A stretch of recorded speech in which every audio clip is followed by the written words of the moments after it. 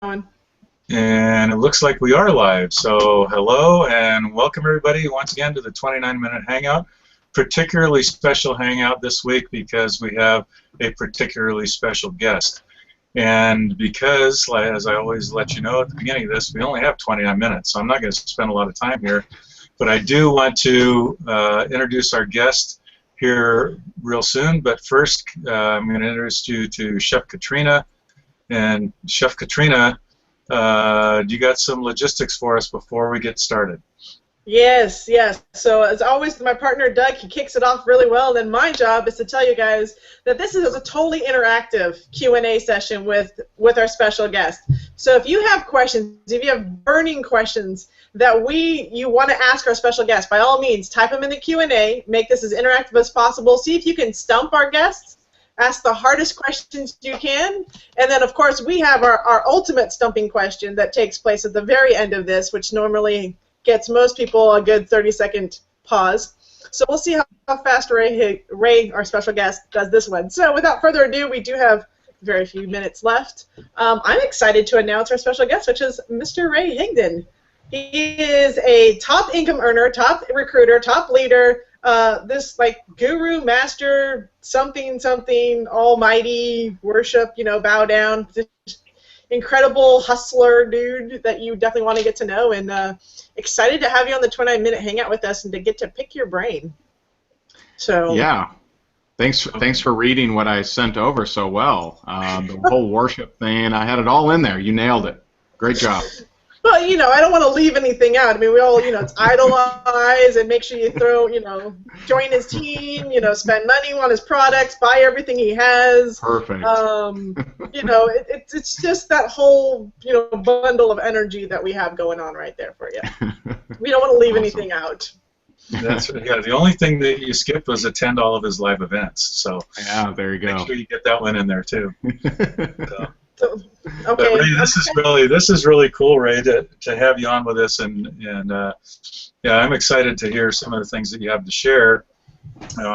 But this is really an informal hangout, and it's just 29 minutes. And what's been cool for me to see is, I mean, I connected with you shortly after you kind of got back in the game, I guess, and you had gone through some real tough times, and so it's always refreshing to see somebody like yourself who, as Katrina said, everybody idolizes, we all look up to you as a guru and everything else, but to realize that you're just another person like the rest of us, and you kind of came from where a lot of people are that are struggling right now. That's where you came from, and in a very short period of time you got to where you are.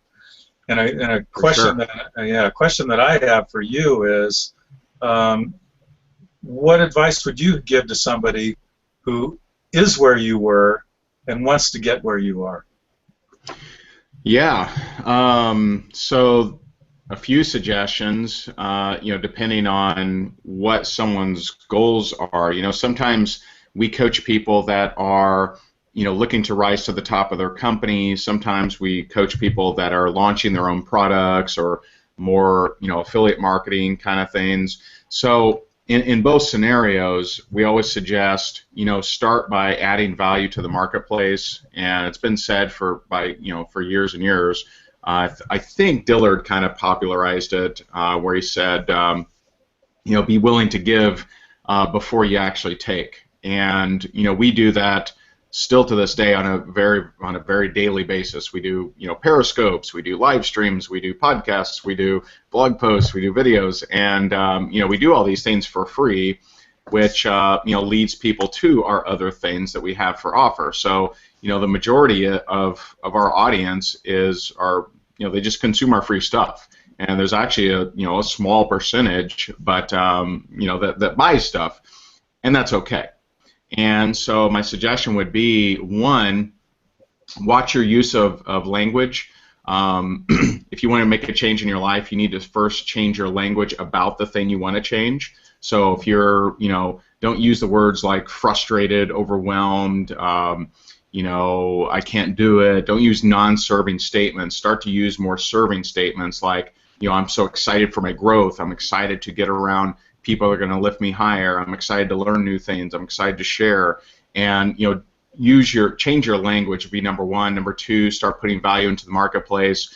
That can vary per person. Back in the day, it used to be seminars and workshops. Now it can just be YouTube videos. It could be conference calls. It could be Google Hangouts, just like this. So add value to the marketplace to attract your perfect person to you.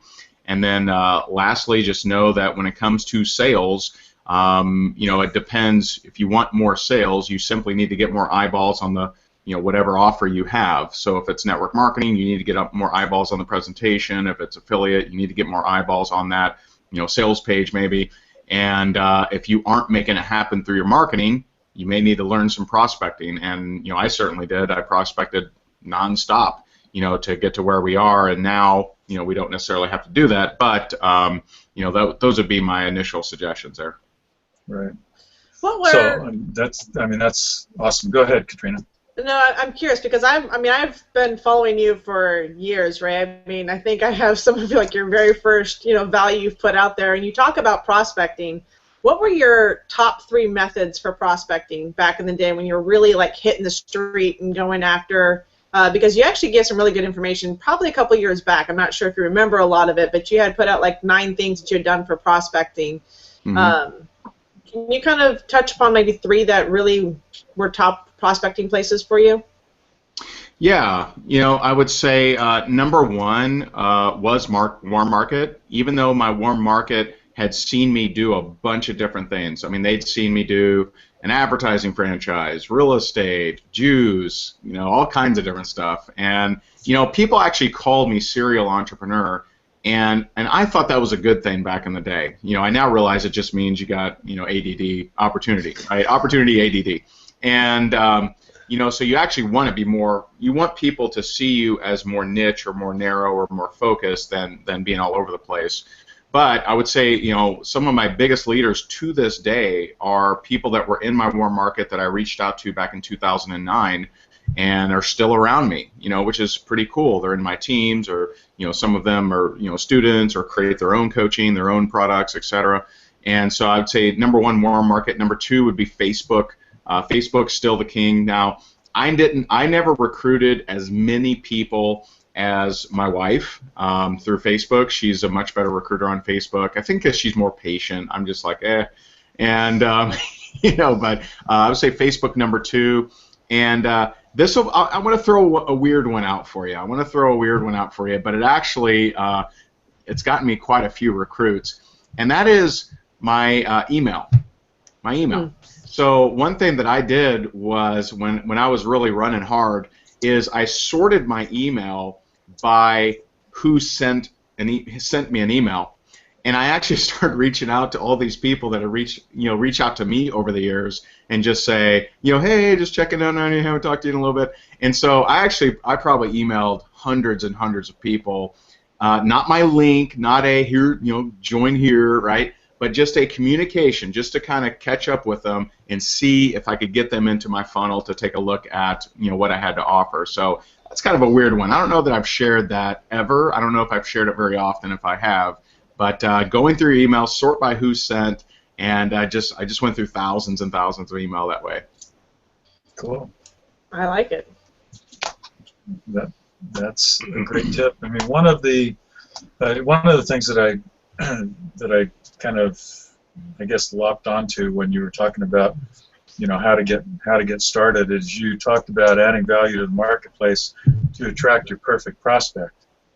And the second part of that statement that probably got by a lot of people, and that's to attract your perfect prospect. Sure. So explain that a little. Go into that a little bit more. Yeah, and it's I sometimes, depending on the audience, I tend to shy away from talking about target market and talking about your avatar and your perfect person, because I've seen so many people that aren't educated with marketing let it cripple them. And so they'll just be like, oh, I don't know, so I won't do anything.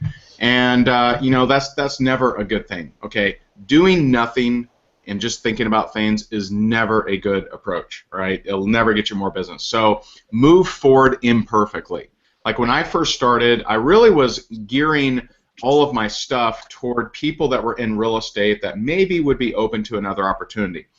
I then kind of transformed over time to realize, you know what, I don't really need to go after real estate people. I'll just speak what I'm learning to network marketers. And so that's kind of my audience, right? So, but first you want to think about who do you actually want? What do you want in your life? Who do you want around you? And a lot of people, they'll go to a company convention, they'll hear that, you know, someone signed up, a college kid, and the college kid is killing it. And so, you know, they'll be like, oh my God, I got to go after college kids. So they're constantly looking for what works versus what they actually want. The truth is, everything works. There's nothing that doesn't work if done consistently over a period of time, and you just go after it and after and after it. If you wanted to target just chefs, you could build an empire off just chefs. If you wanted to target, you know, college kids, you could build an empire. If you wanted baby boomers, you could build an empire. You can build an empire with any category of person. So if you know that anything works if done consistently over a period of time, then you just kind of choose, okay, who do you want? What is the type of person that you want? And I literally can't stand explaining to somebody why network marketing makes sense. So if someone's like, you know, an employee mindset, and they're like, you know, I don't spend money to make money, that's weird.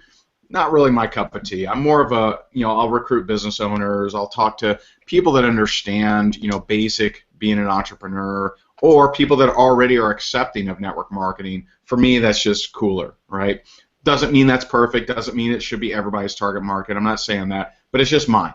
And so you want to think about what is the type of person that you really would love to build a team with or work with, have as a client, etc. And you know, you just can't do this justice in a 5-minute answer. So a few resources for people would be anything by Jack Trout and Al Reese. They wrote Positioning, Advertising, or Positioning, Differentiate or Die, 22 Immutable Laws of Branding. You read those 3 books, you'll be better than 90% of all marketers in any niche. And actually, at my it's sold out. But anyway, this weekend I have Peter Montoya, who's an expert on branding as well, on picking your perfect target market. But until you have that perfect target market, create content anyway, create value anyway, and just start to kind of look for the things that you really want in your business.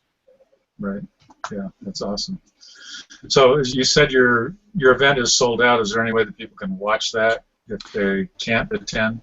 Yeah, we do offer live stream. Right now we have live stream discounted until the event actually starts. It starts Thursday at 9 a.m. Eastern. So right now I think it's $200 off for the lifetime access to the recordings, which is very, very reasonable for 3 entire days of pretty hardcore training.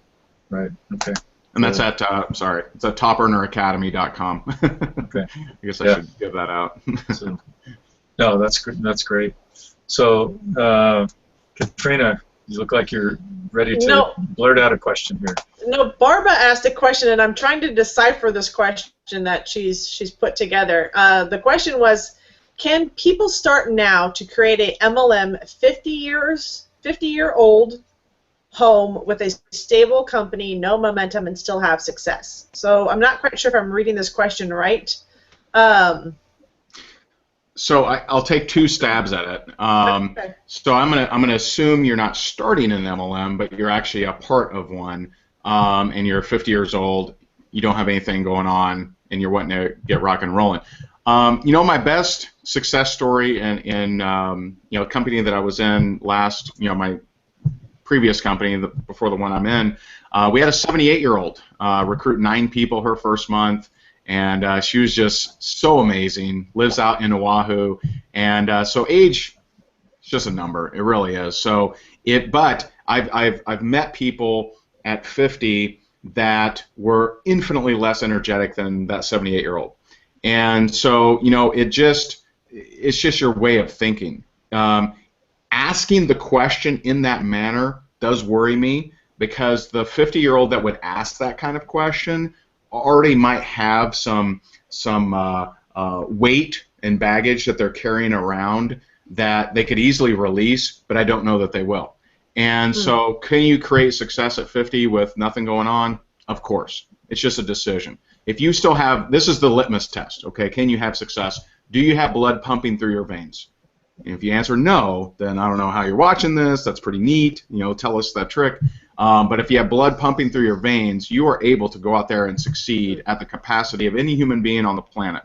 And you just have to have a couple things. You have to suspend your disbelief that you can't do it. And number two, you got to go after it and burn your bridges and just go for it and really make it happen. And you know, it's something that if you really interview anyone who's ever accomplished something extraordinary, they didn't really know how they did it. They didn't even know how they were going to do it. They just freaking did it. They made a decision. And you know, if I look back at some of the things that we've accomplished that everyone told me would never happen, we didn't know what we were doing either. We just moved forward relentlessly, and no one, you know, had the blinders on. And people ask me, well, Ray, how come you never get distracted or not focused? My vision is greater than my ability to be distracted. That's what most people lack. Most people lack that vision of where they want to go, and so they have no purpose when they wake up in the morning. They're like, oh, I guess I got a prospect. Well, if you have a vision, then you're going to say, I got to go do the things that are necessary to fulfill that vision. And so I would say, work on your vision of who you want to become, what legacy you want to leave, who do you want to inspire, how do you want people to describe you. You work on those things, and you'll piece together the pieces. You won't know what you're doing, okay? You won't know what you're doing, but you'll frickin' do it, and you'll get there. That is so true.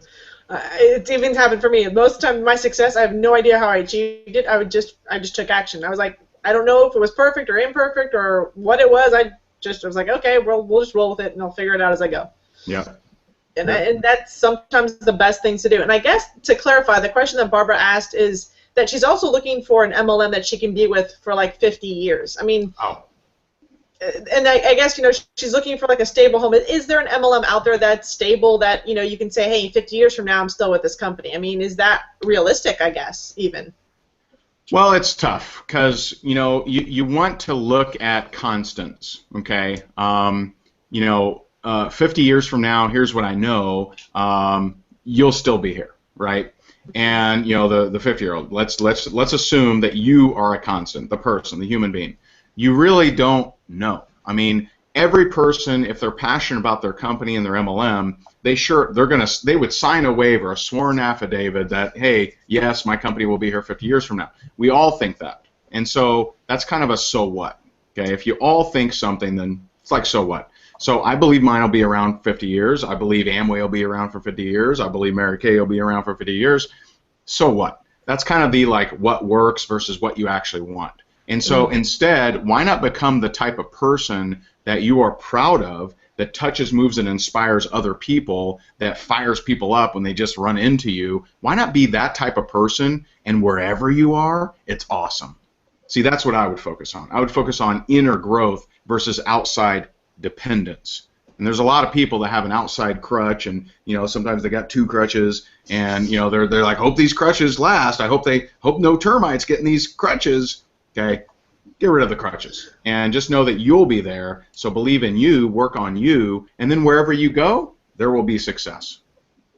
And I think that ties into the second or third part of this question. She was like, is there a difference between pre-launch versus stability? And again, it all comes down to you, right? Like, it doesn't matter if the company is launching or if the company's been around for 40 years or 50 years. It really depends on where you're coming into it and what motivation you have to make it work.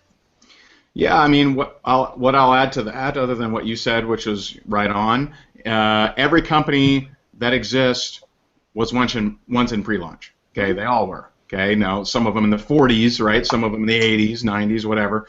But the other thing that's a constant is every single one of them had people that were in early that didn't capitalize. So it's another so what. You know, so what if it's brand new, if it's not brand new. You know, there will be people that come in after you that create more success than you. If you know that that's the case, then pick something that you're passionate about, that you're fired up about. My suggestions on picking would come down to 4 main categories, and that's support, team, leadership, and community, which are above product and comp plan. Those are important too, but those product and comp plan is kind of like well, yeah, you should like the product, should have a decent comp plan paying out people, But community support, training, leadership, those are the four really key things that people should look for. But regardless, it's going to come down to your effort. Because in any company you join, there are people not making money, there's people making money. And it's because of their efforts, it's not because of when they joined. Yeah, I mean, that's how it go. And just to, I mean, guess clarify, when you talk about leadership, are you talking about the company leadership or leadership from a team level? Both. I mean, both preferably. If you meet, and I've had this happen. I've met company owners that I just didn't get a good vibe from. That's not a good sign, right? You can have amazing company owners, and if they don't know what they're doing financially, it isn't going to last. I've seen amazing products where the company just goes to crap because of the finances. And so that's the number one reason for MLMs to close is finances, not legal. Legal is actually a very, very small percentage. It's finances. That's the big one. Either they pay too much out or they get crazy with their spending or whatever. So again, it comes down to the best suggestion I can make to you is go into an environment where you are going to grow because you are the constant. You're the constant. And so I love, I get mentored from my upline, and these guys have larger teams. They make more money inside network marketing. So I get mentorship from them, and I learn from them all the time. Yeah. So great answer. Great answer. I love how you mentioned that you still get mentorship. Totally. Because I think people kind of get the perception that you grow and you get so high that maybe you don't need mentoring, but I think that's the absolute opposite. It's like the higher up you go, the more mentoring, the more training you need, just so you can stay up there and keep growing yourself. Like otherwise, you become stagnant, and that's not a good place to be either. It depends what your payoff is. I believe that's the number one reason people stop at six figures is because they stop investing in themselves, because their payoff was recognition. Right? At six figures, inside affiliate marketing or inside even network marketing, you'll get recognition, you'll get kudos, you'll get accolades, you'll get some of the limelight, and there's not a huge difference in kudos, recognition, limelight from six figures to seven figures. And so the person that goes that extra edge towards seven figures and eight figures, et cetera and so forth, they're no longer doing it for the limelight. They're doing it because they have a purpose. They have something that they really want to do big. They want to impact more people, and they don't have a number associated to that. There is no, once I get to this, I'll be okay. I don't have that. And we've, my wife and I, we've invested over $259,000 in the last 2 years in just coaching and just masterminds. That doesn't include travel, doesn't include events, doesn't include courses, but we've bought a lot of those things too. And so we're just very, very hungry on making as big as impact as we possibly can while blood still pumps through our veins. No, that's awesome. That's awesome. So I've got a question that I ask everybody. That I don't know if the stumper. I don't know. Yeah, I don't know if I prepared you for this one or not, but I hope not, because I want to genuinely be stumped. Yeah. So with most people, it does create about a 30-second, lapse. But the question is tell us something about you that you have never told anyone else before. One of those questions. Let's see, something I've never told anyone else before. Golly, I've been on so many interviews. Something I've never told anyone. I mean, I think I share this, but I'll share it to a little bit different degree. Every single time I've ever had a major breakthrough, I've always had a major breakdown. And I can tell you, we launched a product a few months ago, 3 Minute Expert, and I had so much doubt and so much resistance before I released that. I considered not doing it. I was like, are people going to support it? Is it going to be good? I really, really questioned a lot before that launch, and then we just totally crushed it. It did almost $1 million in 10 days and just smashed it. Well, here I am, the week before our event. And our event, the last 2 years, people told us it's the best event they've ever been to. We have like 70 video testimonials with those exact words. 70. Not 2 people, not my mom. Hey, it's really great. 70 people that say, this is the best event I've ever been to. 70 people on video saying that. And, you know, every year it's awesome. And every year before that event, I have so much resistance. I have so much, you know, trepidation. I have so much stress. I'm just like, is this going to be a good one? Am I going to blow it? Am I going to mess it up? And every single time, no matter what level we get to, and you think, you know, well, certainly that's not going to happen this year. No, it happens every year. Every time before we have a major breakthrough, we have a major breakdown. And I remember our very first one, I mean, Jess and I, we're literally both crying. I mean, we're both crying before the event. We're just like, oh, guys, this isn't going to work. We don't know what we're doing. No one's going to do anything. And we were messes. And that's just the way it is. That's the difference between a champion and someone who stays real comfortable where they are, that just shrinks back to their original size. That's the difference. The champion still feels the stress, still feels the trepidation, still feels the resistance, feels every bone in his body saying, don't do it, but they do it anyway. And that's the big thing that people need to understand, is there is no lack of stress at the top. There is no lack of resistance or lack of, you know, being stressed out or whatever. It's all there, and it's there probably bigger. It's just in a different little bit of light. Yeah. And would you say that probably the bigger the breakdown, the bigger the breakthrough that follows it? Totally. Totally. So I'm pretty excited. You know, when I get this nervous, I'm like, whoa, man, this is going to be a big event. Yeah, it is.